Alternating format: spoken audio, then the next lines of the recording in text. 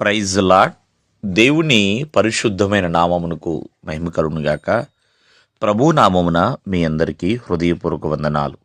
ఈ ఉదయకాలము దేవుని వాక్యాన్ని విందాం. మార్కు సువార్త 1వ అధ్యాయము 15వ వచనము. కాలము సంపూర్ణమై ఉన్నది, దేవుని రాజ్యము సమీపించి ఉన్నది. మారు మనస్సు పొంది సువార్త నమ్ముడని చెప్పుచు దేవుని సువార్త ప్రకటించుచు గలిలయకు వచ్చెను.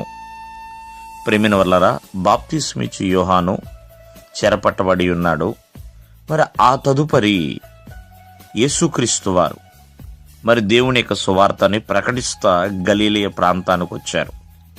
యేసుక్రీస్తు వారు ఎక్కువగా గలిలయ ప్రాంతంలో ఆయన సువార్తని ప్రకటించి ఉన్నాడు.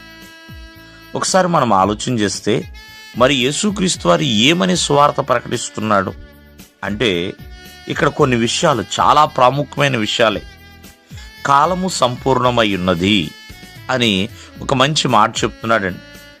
ఈ రోజున కాలము ఎవరి అధీనంలో ఉందంటే అది దేవుని అధీనంలో ఉన్నదండి.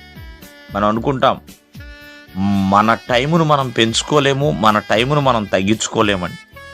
అదంతా కూడా దేవుని చేతిలోనే ఉన్నది. కాబట్టి కాలము సంపూర్ణముగా ఉంది, పరిపూర్ణముగా ఉన్నదండి. దేవుని రాజ్యము కూడా సమీపముగానే ఉన్నది. మారు మనసు పొందండి, సువార్తను నమ్మండి అంటూ దేవుని సువార్తను ప్రకటిస్తున్నాడు. వాస్తవంగా ఈ 2024 సంవత్సరము ఇంకా కొద్ది రోజులు మాత్రమే మన చేతిలో ఉన్నాయండి.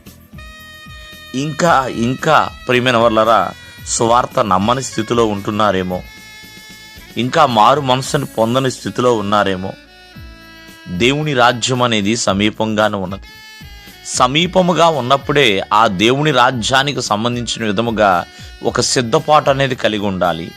ఆ దేవుని రాజ్యాన్ని కూడా మనం సంపాదించుకోవాలి ప్రియమైన వర్లరా. కావున ఈ ఉదయకాలం ముందు ఆలోచించండి.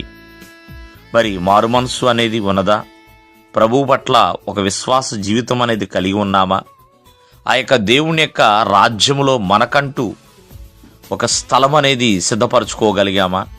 ఆ జీవ గ్రంథములో ఒక పేరుని మనం కలిగి ఉన్నామా? 2024 అయిపోతుంది, ఇంకా ఆలస్యం చేస్తున్నారేమో. యేసుక్రీస్తు వారు సువార్తని ప్రకటించి ఉన్నాడు. కావున ఇదెంతో చాలా ప్రాముఖ్యమైనదండి. దేవుని రాజ్యము చాలా సమీపముగా ఉన్నది. కావున ఇంకా ఎవరైనా మారు మనసు పొందని వారు ఉంటే మారు మనసు పొందుకోవాల్సిందిగా ప్రభువు ఇక్కడ ప్రకటన చేస్తున్నాడు. దేవుడు మిమ్మల్ని ఆశీర్వదించునుగాక. ఆమేన్.